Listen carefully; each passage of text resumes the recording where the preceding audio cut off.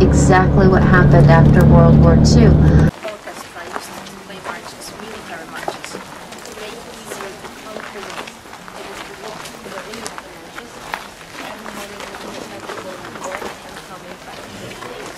Of course, the members of the orchestra, here in the photograph, these were prisoners who were sometimes obliged to give concerts for the SS guards at the camps. They worked like other inmates in the days, but they would receive lighter jobs and they would rehearse in the evenings in Block 24. And this kind of photograph was taken probably.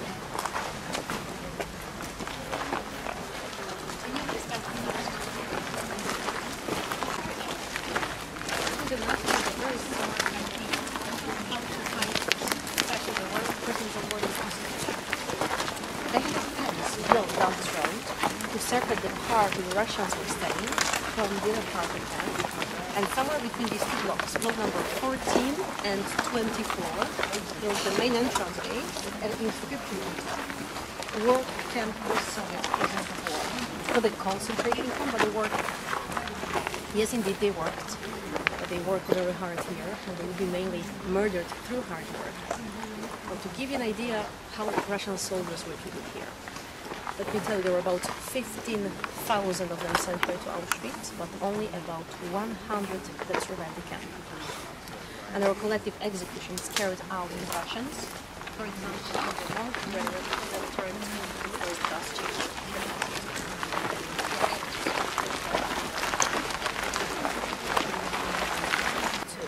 Those who were still alive at the time were transferred to Birkenau because part of the camp in Birkenau became a camp for women.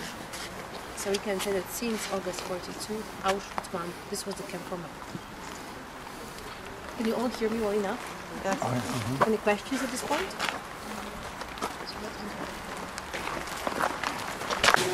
But at some point, also very strange, odd idea, they were thinking of sending Jews to Madagascar and creating for them a new island where they would work the Third Reich labor. And then during a conference in Berlin, in January 1942, finally descended the Jews in the cemeteries of this generation, and they called the final solution to the Jewish question. And Auschwitz became such a center, mainly because of its location. The fact that Auschwitz to Birkenau was being built at a time much bigger than a place for production. And let's not forget about the very significant moment, because as you can see, Jews were sent many deeper representation. Million people before Hitler. And other numbers, at least 1.9 million people in the church. Among them, more than 900,000 Jews, 75,000 Poles, about 21,000 Gypsies. 15,000 Soviet prisoners of war, and between 10 and 15,000 people in the Here you can see the early human ashes. These ashes were found after the transport to Jewish in the Israeli found in this room. Prisoners, some transfer lists, some documents made by the resistance movement. We, however, are going to focus on the photographs behind it. So, you know, should remember very well, this camp initially served for Poles until 1942. So during the 2 first years of the camp's existence, there were mainly Poles who were sent to Auschwitz. Very often people were caught in roundups, so for just the wrong time, the wrong place, and they would end up here in Auschwitz. In the first photograph on top, you can see the very first transport with Polish prisoners, right here in 1940, marked there were exactly 720 Polish transports, which represented about 230 of them survived the camp, a pretty big percentage of the transport. Below priests, just like professors and teachers, were regarded as intelligentsia. In the eyes of the Nazis, these were dangerous people because they could form some resistance movement. That's why they were sent to concentration camps. A lot of them, those people from Zamorszczyzna region. Zamorszczyzna, this is a region in Poland. But before I tell you about this group of people, I need to give you some background. So during the Second World War, the Nazis believed better races and worse races. Better people and worse people. Jews, Gypsies, Slavs were under races. And since the Nazis considered themselves as a better class, a superior master race, they believed they needed more space to develop, to live. It was called Lebensraum. That's why people from Zamojczyzna were expelled from their houses. Many of them were sent to Auschwitz, but also those were sent for slave labor into the Nazi Germany. And then in their houses, German settlers were installed. After the uprising in Warsaw in 1944, Varsovians, about 30,000 of them, were completely innocent people who had nothing to do with this uprising. And the Nazis wanted to be revenge on those who organized this uprising. That's why mothers and little children and babies were innocent here. Soviet prisoners of war, you know the story about them already, and little Gypsies who were gone. Just like Jews were believed to be in Muslims and underclass. For the Hebrew cannibals in the family, but they were also not to. Then since 1942, since the moment when Auschwitz became the center of extermination of European Jews, massive transport of Jews coming from almost all parts of Europe, Holland, Belgium, France, Italy, Hungary, Norway, the Czech Republic, and some others. And I'd like you to see and understand the different stages in treating Jews in Europe. Jews were not sent straight from their homes to the gas chambers. The idea of murdering them evolved. First stage is called segregation. Jews were not allowed to enter cinemas, theaters, use public transport, and they were made to wear stars, yellow stars, to easily identify them. Then, separation. Jews were closed to ghettos and transit workers. And then final solution was segregation, separation,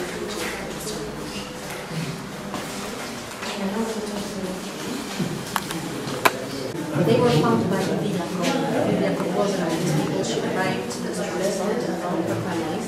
She was the only one who her family was diagnosed. And these photographs were taken by two assistants, Hoffman and Walker. And today, thanks to these photographs, you'll be able to understand what happened to Jews upon the arrival at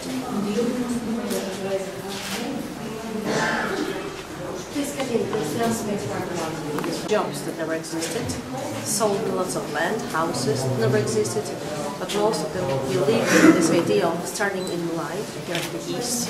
That's why they remained pretty calm on arrival, and that's why they brought luggage with them. They were told to take about 1 suitcase per person, about 25 kilograms per person. When they got off the trains, and from May 44, all the Jewish transports arrived inside the camp in Birkenau because this platform was built inside. And from that time, all these people arrived right next to the gas chambers in crematoria. Because in this photograph you can see two chimneys of two crematoria, non-existing today. The chimney of crematorium 2 and the chimney of crematorium 3. All these newcomers had to leave their luggage on this unloading platform, and then they were divided into two groups. Women and little children on one side, remained intact. On my right hand side, a model generator car, in what conditions closed before the child getting the car. Between 80 and 90 of them would be locked in one car, able to travel 7, sometimes even 10 days. No food and no water provided to them, there were no stops. So once the train was locked, let's say in France, it only will open a couple days later in conflicts. No matter why, there were people who were already there, and the Jews who were brought from Greece. And the example of such tickets we guys have taken the case.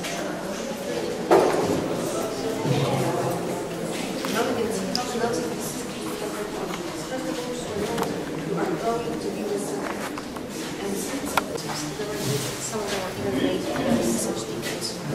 Everything meant to be complete, and nothing wrong would have been here in the meeting. He would look at a person, and in a few moments, just by looking, he was able to tell whether a person was fit or out forward, able or unable to work. Those who were fit forward remained in the camp and became prisoners of Auschwitz. If they were unable to work, they were sent to one of the gas chambers. Like the group on top. Mainly pregnant women, children under 14, elderly people with a 50% population. obviously they don't know anything about their fate because at this moment they were reassured they were going to take a shower, they were going to disinfection. Please remember, if we talk about some situations which happened upon the arrival at Japan, we are only talking about Jews, because only Jews went through such cemeteries. Behind you, people as mainly children in the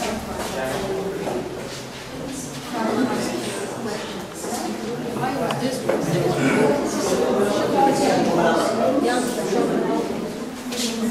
She was carrying a baby. That's why she was chosen. Several mothers have their babies with little children. Panic. Panic is more difficult to one extra person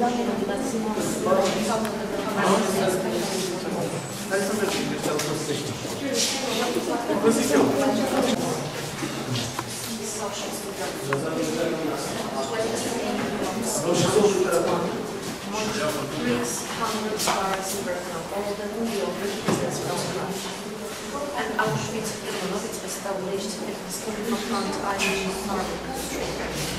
These red places on the map, these are the places where mass extermination and individual executions took place.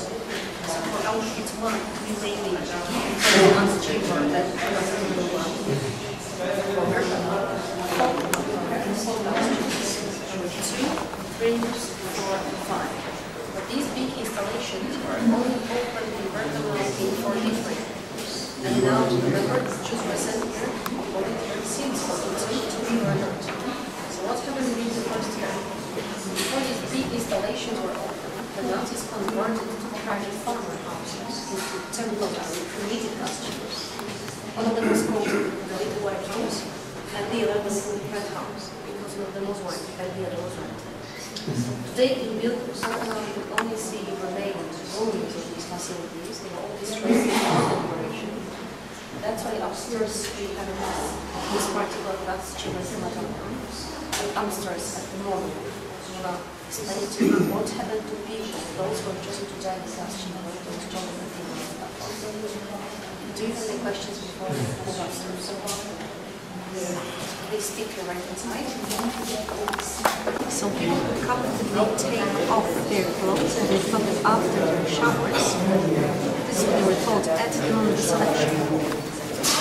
After the showers, they would be able to get their clothes back. While they were dressed naked, they were rushed into the underground gas chamber. Even 1,000 people without it took about an hour to get those 2,000 people into the gas chamber. And there was some showers installed at the ceiling. But of course, no water running to the showers. People were deceived. Then the door was locked, and Cyclone B chemical used for mass extermination. It was dropped with openings, chimneys, by one of the SS guards. He was standing outside on top of the roof, and he was wearing a mask.